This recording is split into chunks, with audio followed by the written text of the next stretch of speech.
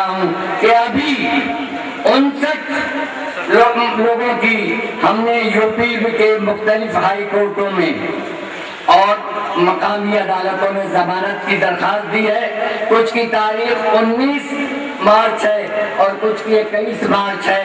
انشاءاللہ ہم امید رکھتے ہیں کہ جیسا اس حکومت نے وعدہ کیا ہے وہ ان حضرات کو ضمانت پر رہائی عمل میں آئے گی. وآخر دعوانا الحمدللہ رب العالمین. اللہ تعالیٰ آپ کی کوششوں کو کامیاب فرمائے اور مسلم نوجوانوں کی رہائی عمل میں آئے. تائیدی کلمات کے اظہار کے لیے میں گزارش کر رہا ہوں حضرت مولانا مفتی اشفاق صاحب دامت برکاتہم. یہ جمعیت علماء کے ایک اہم فرد اور مضبوط عالم اور بہت زیادہ کام کرنے والے اور ایک اچھے ادارے کے ناظم اور بانی ہیں. تشریف لا رہے ہیں کلمات تائید کے لیے. یوپی جمعیت کے نائب صدر ہیں. ان کے اتنے تو کتابات ہیں کہاں تک آپ کے. بسم اللہ الرحمن الرحیم. اتق دعوت المظلوم. ابھی آپ حضرات کے سامنے بے قصور گرفتار مسلم نوجوانوں سے متعلق جو تجویز تھی اس کا متن پیش کیا گیا. اس کے سلسلے میں مقدمات کی جو تفسیر تھی وہ تفسیر بھی آپ کے سامنے آئی. مجھے تائید کا حکم دیا گیا ہے. ایک گزارش کے ساتھ میں انشاءاللہ اپنی بات کو ختم کروں گا.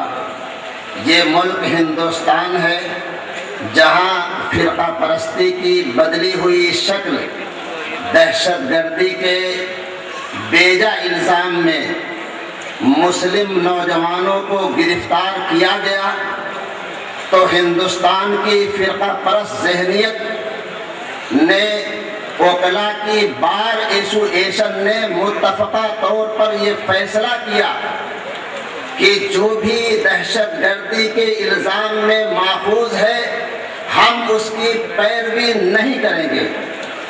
ہم بباغ دہل اس بات کو اعلان کے ساتھ کہنا چاہتے ہیں یہ قائد ملت جمعیت علماء کے صدر محترم حضرت مولانا سید ارشد مدنی کی جرأت ہے کہ آج اس ہندوستان کے اندر جمعیت علماء مقدمات کی پیروی ہی نہیں کر رہی ہے بلکہ سینکڑوں افراد کو مقدمات سے بری کر رہی ہے اور معاوضہ دلا رہی ہے. میں اس موقع پر یوپی سرکار سے پوچھنا چاہتا ہوں کہ اگر کچھ لوگوں نے جرم کا اعتراف کر لیا ہے تو وہ کیا وجہ ہے کہ یوپی سرکار ان کو مجرم ماننے کے لیے تیار نہیں ہے. اور اگر دہشت گردی کے الزام میں کسی نے اعتراف جرم کر لیا ہے تو ہمارے یہ مسلم نوجوان جن کو بیجا الزامات میں دہشت گردی کے الزام میں ان کی زندگیاں تباہ و برباد کر رہی ہیں وہ بے قصور ہیں اور ان بے قصوروں کو بے قصور سمجھنا چاہیے اور ان کی رہائی کو یقینی بنانا چاہیے. اتر پردیش سرکار سن لے اب جھوٹی باتوں سے کام چلنے والا نہیں ہے. آج کے اس منچ سے اعلان کیا گیا کہ آج تک ایک نوجوان کی رہائی نہیں ہوئی ہے. ہم اس منچ سے اتر پردیش کی مسلمانوں کی طرف سے یہ اعلان کرنا چاہتے ہیں کہ اگر ایک بھی بے قصور مسلمان رہائی سے باقی رہا تو اس وقت جمعیت علماء لڑائی لڑتی رہے گی. ہم کہنا چاہتے ہیں قائد ملت آگے بڑھو بڑھتے رہو ہم تمہارے ساتھ ہیں. مظلوموں کی لڑائی لڑتے رہو ہم تمہارے ساتھ ہیں. ہمارا مال تمہارے ساتھ ہے ہماری جان تمہارے ساتھ ہے. ہم اعلان کرتے ہیں تمہارے اشاروں پر ہم قربان ہونے کے لیے تیار ہیں. ان الفاظ کے ساتھ ہم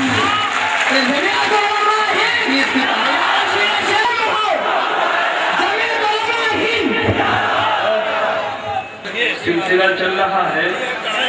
ایک تجویز آ رہی ہے جو بڑی اہم ہے جس کی طرف میں نے بھی اپنے بیان میں اشارہ کیا تھا کہ فسادات کی روک تھام کے لیے ایسا بل منظور کیا جائے کہ جس میں ڈسٹرکٹ اتھارٹیز کو ذمہ دار قرار دیا جائے۔ اللہ کی ذات سے امید ہے کہ اگر ہم نے اور آپ نے پورے عزم کے ساتھ، جواں مردی کے ساتھ، قوت ارادی کے ساتھ اس طرف جدوجہد کی اور قدم بڑھایا تو انشاءاللہ یہ قانون آج نہیں تو کل ضرور بن جائے گا۔ اس تجویز کو پیش کرنے کے لیے مولانا اظہر مدنی تشریف لائے۔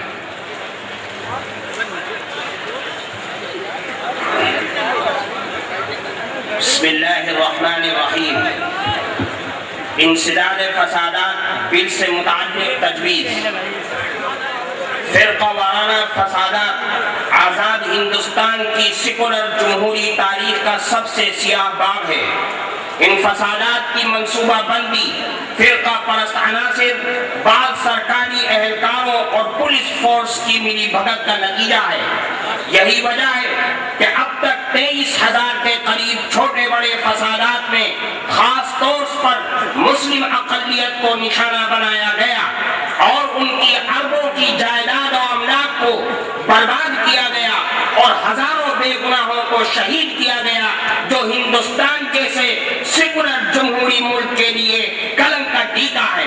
میرے بھائی، یہ وہ لوگ ہیں کہ جن کے آباء و اجداد نے 1799 سے لے کر کے اس ملک کی آزادی کے لیے بے شمار قربانیوں کا ذخیرہ پیش کیا اور پورے غیر منقسم ہندوستان کے چپے چپے پر خون کی ندیاں بہائیں کہ جو دوسروں کے پسینے بھی اتنے نہیں رہے۔ اتر پردیش جیسے کثیر آبادی والے صوبے میں مسلم نواز کہی جانے والی سماجوادی پارٹی پر برسر اقتدار ہے۔ 2/3 اکثریت حاصل کرنے میں مسلمانوں کے رول کا اس کو اعتراف ہے، لیکن ایک سال سے بھی کم مدت میں کم و بیش 27 مقامات پر فرقہ وارانہ فسادات ہوئے اور بدقسمتی سے یو پی کی سیکولر سرکار نے کسی ایک ضلع میں بھی کسی افسر کے خلاف کوئی قانونی کارروائی نہیں کی، صرف تبادلہ کر کے مسلمانوں کو مطمئن کرنے کی کوشش کی گئی۔ جمعیت علماء اتر پردیش نے ہر فساد کے بعد وزیر اعلیٰ اور دیگر ذمہ داران حکومت سے ملاقات کر کے مسلمانوں کے غم و غصہ اور فکر و تشویش سے باخبر کیا ہے۔ جمعیت علماء اتر پردیش کا یہ اجلاس مرکزی حکومت سے مطالبہ کرتا ہے کہ انسداد فسادات بل کی راہ میں رکاوٹوں کو دور کر کے پارلیمنٹ سے منظوری کو یقینی بنائے اور ریاستی سرکار سے مطالبہ کرتا ہے کہ ضلع انتظامیہ کو فسادات میں جواب دہ بنائے اور اس کو قانونی شکل دے تاکہ ڈسٹرکٹ اتھارٹیز کے خلاف قانونی دائرے میں کارروائی کرنا ممکن ہو۔ آپ حضرات اس کی تائید کرتے ہیں؟ اتفاق کی بات ہے کہ انسداد فسادات بل کو جن صاحب نے ترتیب دیا ہے، اس کی ڈرافٹنگ کی ہے، وہ ہمارے اس جلسے میں موجود ہیں۔ جناب PI جوزف صاحب، ایڈوکیٹ سپریم کورٹ، ہم درخواست کریں گے کہ تشریف لائیں اور اس بل کے سلسلے میں اپنی رائے کا اظہار فرمائیں۔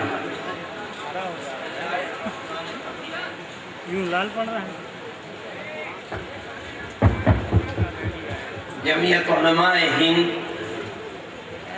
پہلے دن سے، میں کہتا ہوں 2500 سال سے یہ مطالبہ کرتی رہی کہ فسادات میں مسلمان کا جان اور مال لٹتا ہے اور خون پانی کی طرح بہتا ہے، اس لیے فسادات کو روکنے کے لیے قانون لایا جائے۔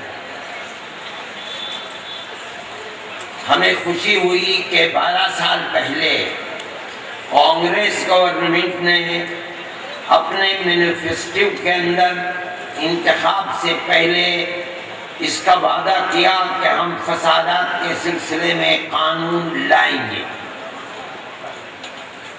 ہمیں اس سے جرأت ملی اور ہمیں ایک راستہ ملا آئندہ کے لیے۔ مسلمان نے مینیفیسٹو میں اس چیز کے آنے کے بعد، جبکہ حکومت بی جے پی کی تھی، اس کو ہٹا کر کانگریس کو اقتدار کی کرسی پر بیٹھا رہا۔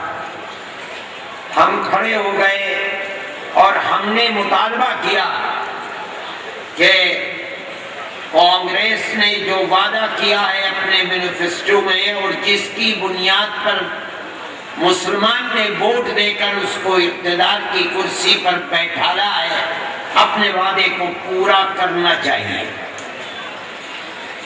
ہماری اس بات پر بل بنایا گیا قانون، لیکن وہ قانون فرقہ پرست طاقتوں کی ہاتھ کا بنایا ہوا تھا۔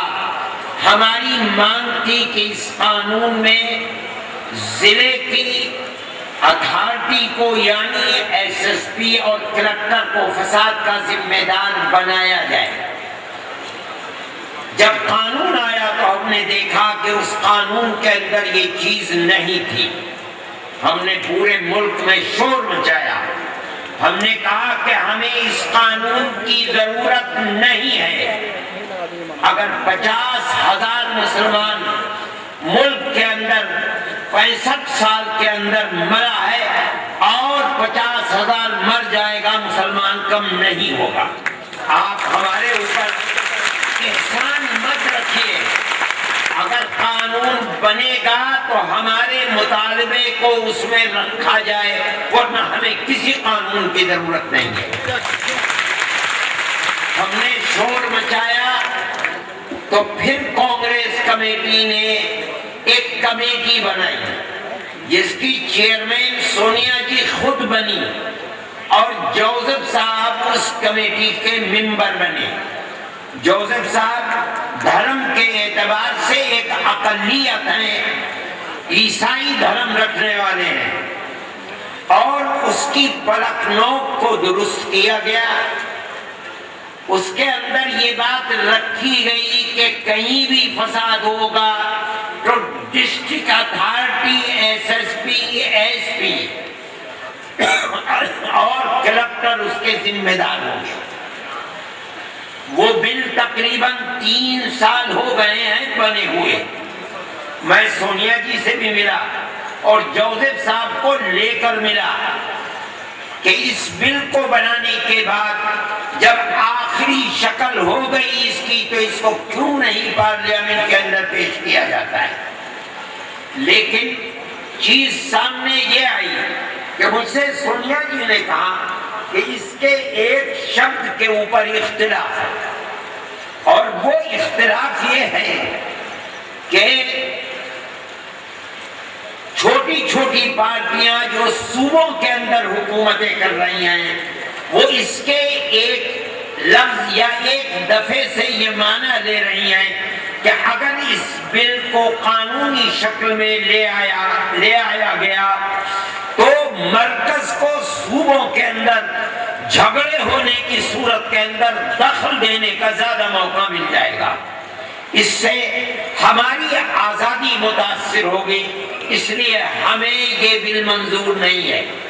میں نے سونیا جی سے کہا کہ آپ اس بل کے اندر سے اس دفعہ کو نکال دیجئے، آپ نے بل میں کیا رکھا ہے ہمیں اس سے کوئی دلچسپی نہیں ہے، ہمارا تو صرف ایک پوائنٹ ہے اور ایک مطالبہ ہے کہ قانون بنا کر جہاں فساد ہو وہاں کی ڈسٹرکٹ اتھارٹی کو فساد کا ذمہ دار بنا دیجئے۔ ہمارا ماننا یہ ہے کہ اگر ڈسٹرکٹ اتھارٹی کو ذمہ دار بنا دیا گیا اور collector, S P, S S P, D I G کو یہ معلوم ہو گیا کہ فساد ہونے کی شکل میں پھندا ہماری گردن میں لگے گا، تو اگر صوبے کا چیف منسٹر بھی فساد کرانا چاہے گا فساد ہو نہیں سکتا۔